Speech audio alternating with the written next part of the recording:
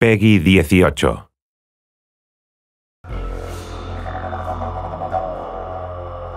The biggest reveal in the trailer, the new playable character.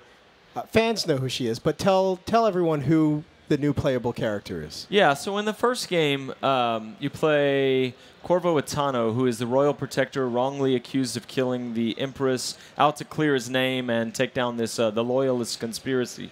The entire time, there's a 10-year-old girl who the game sets up may or may not be your daughter, who is watching you. And if you play ghost-like and you don't kill anyone and you're very stealthy, then she does drawings on the wall of her bedroom that present you as a father figure, and they're very calm. And if by contrast, if you murder everybody and you play very violent, she's got like black crayon and she's doing these monstrous drawings. You're affecting her. And we've had so many players come to Raph or come to me or come to someone on the team and say like, wow, that moment where I walked into her room and I saw that drawing on the wall and I realized like an impressionistic child is watching how I handle the situation, and I changed my play style because of that. So anyway, long story short, there's something kind of magical about Emily for us in the game, and as soon as we finished Dishonored 1, we began talking about how what we really felt energy about was continuing Emily's story. What kind of person would she grow up to be? What kind of empress would she be? And as you find out in the game, what kind of outlaw would she be? Right. Speaking of growing up, she's clearly not the same age she was when we last saw her. How old is she now?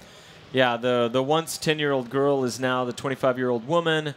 She's been through 15 years of history since the last game and the events of Dishonored 2.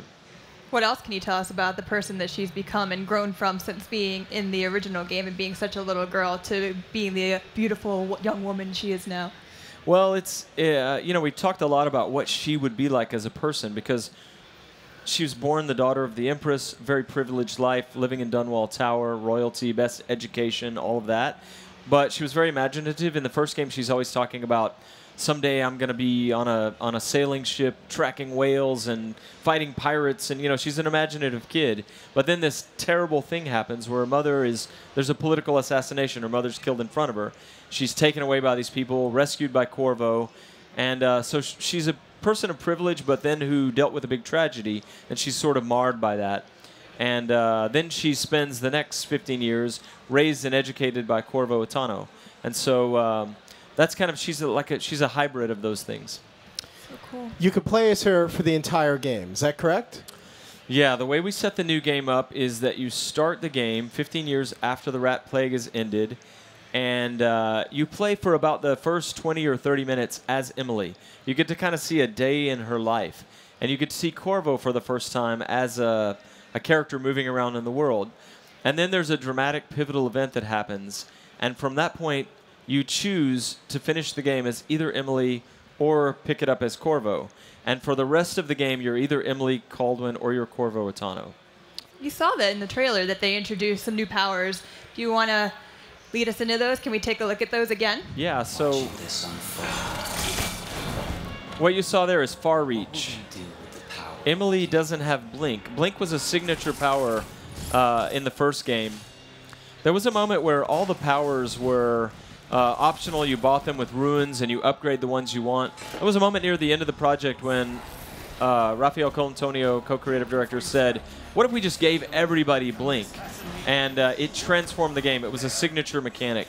But so for Emily, it was kind of a bold call for us to say she doesn't have Blink. She's going to have Far Reach, which allows you to upgrade in many different ways. You can use it to pull yourself across. You can stick to walls. You can yank people toward you and assassinate them in midair. You can do different things with it.